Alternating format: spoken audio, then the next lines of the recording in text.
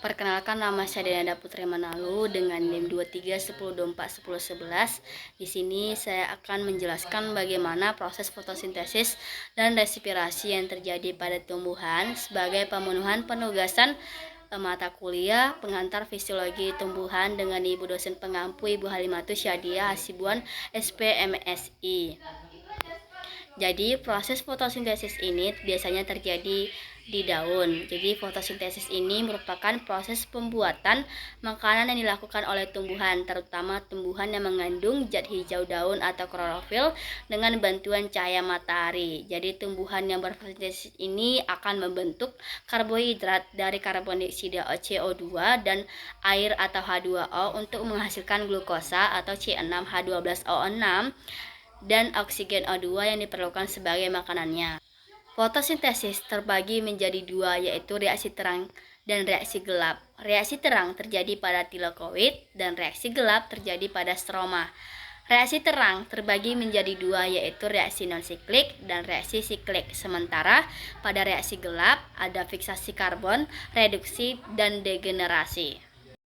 Pada reaksi non-siklik dimulai dari cahaya matahari memasuki klorofil pada sistem kedua, lalu deeksitasi naik ke dalam elektron asektor primer untuk mengisi kekosongan pada elektron tersebut. Terjadilah fotolisis air dan memecah H2O menjadi 2H+ dan setengah O2. Lalu setelah naik ke dalam asektor primer, lalu terjadilah transport elektron dan melewati plastikinin dan plastusinin dan menghasilkan ATP.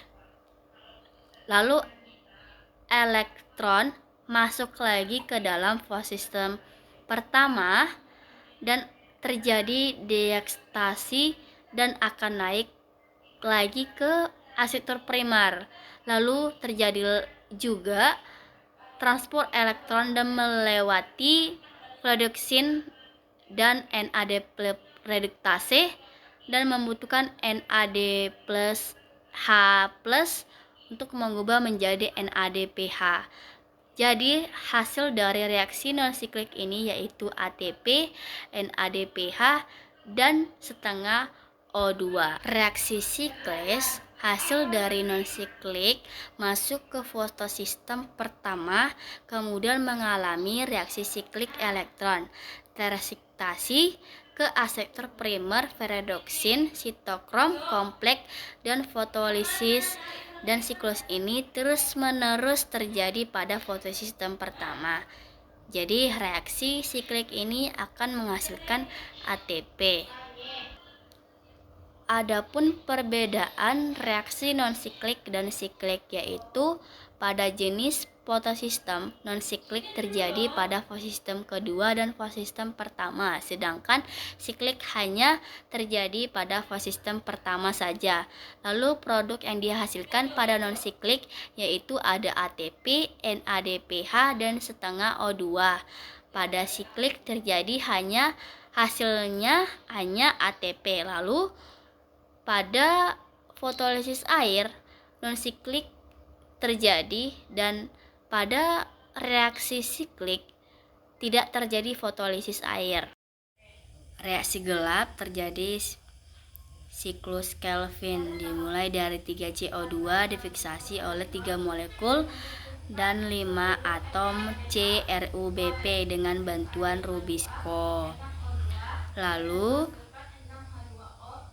karena tidak stabil mengubah menjadi 6 molekul 3 fosfogliserat dan menggunakan ATP untuk menjadi 6 molekul 1,3 bifosfogliserat dan terjadi reduksi dengan membutuhkan 6 ADPH menjadi 1,3 bifosfogliserat. Lalu untuk membentuk 1,6,3-GP menjadi glukosa, maka 5 molekul 6,3,6-GP terjadi regenerasi dan membutuhkan 3 ATP.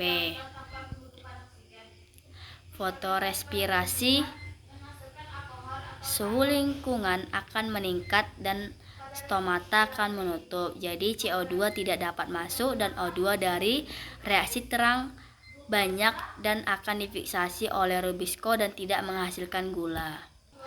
Adapun perbedaan tumbuhan C3, C4, dan C6. Pada tumbuhan C3, produk pertama pada fiksasi yaitu 3-fosfogliserat dan tumbuhan C4 yaitu oksazoasetat dan tumbuhan CAM oksaloasetat.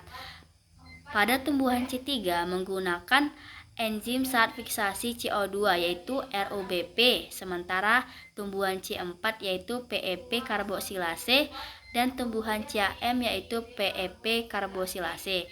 Dan fiksasi CO2 terjadi pada siang hari, tumbuhan C4 siang hari dan tumbuhan CAM malam hari. Pada tumbuhan C3, struktur daun yang terlibat yaitu mesofil dan tumbuhan C4 di mesofil dan seludang pembuluh, dan tumbuhan CAM terjadi di mesofil. Pada tumbuhan C3, tempat terjadinya siklus Calvin terjadi di mesofil, tumbuhan C4 di seludang pembuluh, dan di tumbuhan CAM di mesofil.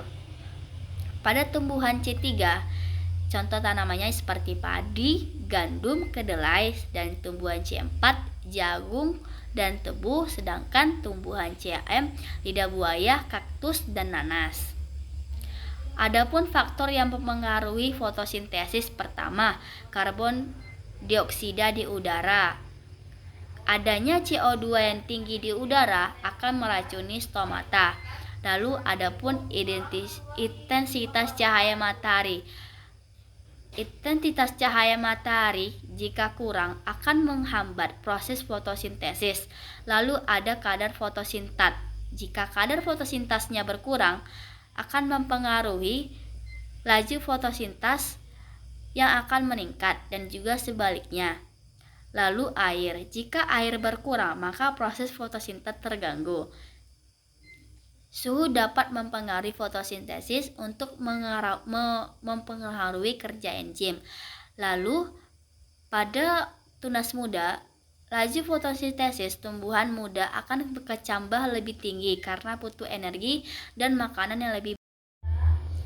Proses respirasi terjadinya proses tumbuhan yang menyerap oksigen dari udara untuk menghasilkan air, karbon dioksida, dan energi untuk terus tumbuh dan berkembang. Jadi energi yang dihasilkan ini merupakan aktivitas dari metabolisme tumbuhan tadi. Lalu adapun senyawa kimia yang terjadi pada respirasi yaitu C6H12O6 atau glukosa ditambah dengan oksigen 6O2 akan menghasilkan karbon dioksida 6CO2 ditambah 6H2O air dan 38 ATP yang akan menjadi energi dalam tumbuh dan berkembang pada tanaman tersebut. Adapun alat respirasi tumbuhan yang pada dilihat di daun ada stomata, terdiri atas lubang yang dikelilingi oleh 2 sel penjaga. Lalu tempat bertukarnya gas pada tumbuhan terletak di bawah permukaan daun. Terus sel penjaga ini akan mengatur membuka dan menutupnya stomata. Ini adalah gambar stomata di mana stomata akan membuka dan menutup. Lalu stomata membuka dan menutup akan dipengaruhi oleh kandungan air dan ion kalium. Pada siang hari, ketika ion kalium tinggi, cairan akan lebih pekat sehingga air masuk ke dalam sel penjaga dan air menembus dinding semipermeabel sehingga sel penjaga membengkak dan stomata akan membuka. Lalu pada malam hari, ion kalium akan keluar dari sel penjaga sehingga sel epidermis di sekitar stomata menjadi lebih pekat dan air dari sel penjaga pindah ke epidermis dan sel penjaga akan mengerut dan stomata akan menutup. Lalu adapun alat respirasi tumbuhan pada batang yaitu lenticel. Pada dikotil terdapat kambium gabus yang menghasilkan parenkim gabus dan lapisan gabus. Pada lapisan gabus akan menggantikan epidermis. Pada lapisan gabus terdiri dari sel-sel mati untuk melindungi batang. Pada Cambius gabus, ada parenkim gabus, lapisan gabus yang akan mengelupas dan muncullah lubang-lubang di batang yang dimaksud dengan lentisel dan terjadilah pertukaran gas. Pada rambut akal, serambut akal akan mengadopsi air dan mineral dari tanah dan mengambil oksigen dari pori-pori tanah. Pada respirasi terjadi aerob dan anaerob.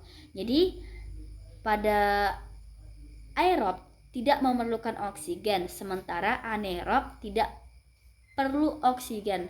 Lalu untuk berlangsungnya aerob ini berlangsung seumur hidup dan sementara anaerob itu terjadi sementara. Aerob terjadi di sitoplasma dan mitokondria, sementara anaerob terjadi di sitoplasma. Dan aerob ini akan menghasilkan 36 ATP dan air, sementara anaerob akan menghasilkan 2 ATP, asam laktat dan etanol. Glikolisis akan mengubah glukosa menjadi asam pirufat. Dan glikolisis terjadi di dua tempat, yaitu mitokondria dan sitoplasma. Asam pirufat akan mengubah menjadi dekarbolisasi oksidatif, siklus Krebs, dan rantai transport elektron. Sementara pada sitoplasma, asam pirufat akan mengubah fermentasi menjadi asam laktat, alkohol, etanol, dan karbon dioksida. Dan pada mitokondria terjadi proses aerob dan sitoplasma terjadi anaerob. Pada sitoplasma tahap pertama, glukosa akan mengubah menjadi 2 asam pirufat dan menghasilkan 2 ATP dan membutuhkan 2 NADH. Pada tahap kedua, dekarbolisasi oksidatif, 2 asam pirufat akan mengubah menjadi 2 asetil CoA dan menghasilkan 2 CO2 dan 2 NADH. Pada tahap 3 terjadi siklus Krebs, akan menghasilkan 2 ATP, dan tahap keempat rantai transport elektron akan menghasilkan 34 ATP. Jadi hasil keseluruhan dari rantai transport elektron ini pada glikolisis menghasilkan 30 ATP, dekarbolisasi oksidatif menghasilkan 4 ATP, dan siklus Krebs menghasilkan 4 ATP. Jadi total seluruhnya merupakan 38 ATP. Pada respirasi anaerob disebut fermentasi, yaitu proses produk energi dalam sel tanpa membutuhkan oksigen. Faktor yang mempengaruhi respirasi ada ketersediaan substrat, kesediaan oksigen, suhu, dan tipe dan umur tumbuhan. Mungkin segitu saja yang bisa saya sampaikan pada presentasi kali ini. Kurang dan lebihnya saya meminta maaf. Terima kasih atas perhatiannya. Saya ucapkan selamat malam.